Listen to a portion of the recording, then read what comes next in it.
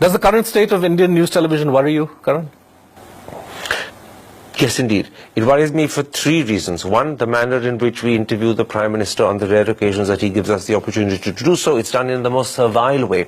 Instead of challenging him on certain key core issues, he's questioned about what the opposition has done and given an opportunity to criticize his opponents.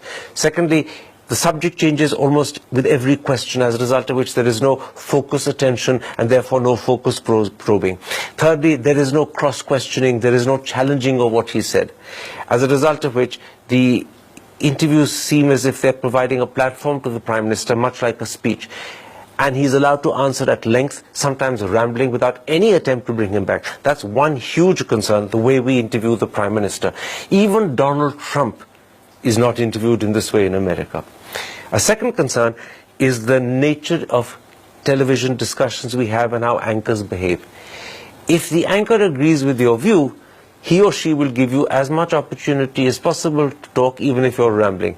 But if your view is the opposite of the anchor's or opposite of the view the anchor wants to put across as the belief of the channel, you're interrupted, you're heckled, questions are hurled at you before you finish the last one, you're treated rudely, you're even at times shamed and humiliated. And that, to my mind, is not just rude, it also undermines the essential reasons why discussions happen, which is to expose the audience to a variety of different viewpoints spoken by different voices, leaving it to the audience to judge and decide for themselves who they agree with and who they don't. You simply air the different viewpoints and probe and point out the problems with those positions, but the audience is left to decide for itself. Here the anchor is determined to push his line to the exclusion of any other option. The third thing that I find irritable is that often news television these days ends, particularly television news, with the anchor commenting on the story he or she has just read out. So they actually end up telling you what to think about the story. It could be silly, futile comments like, isn't that a terrible story? Through to, oh dear, what a shame, it makes me cringe. And you say to yourself, it's a kind of editorialized this comment. Editorializing is not just unacceptable, it's unwelcome. More importantly, it treats the audience like children, and so it's diminishing. We have an intelligence of our own and should be left to judge for ourselves whether we approve, disapprove, like or dislike.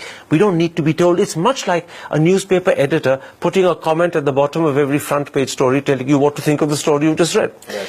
And I think the fourth thing that I would point out is those infantile and infantilizing hashtags that television deploys to dragoon and marshal your thoughts and corral you in a particular direction.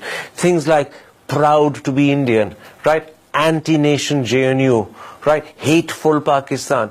I mean, those are childish hashtags. There are more intelligent ways of coining a mood language and conveying a mood rather than this sort of thing. Right. These are the four principal concerns I have.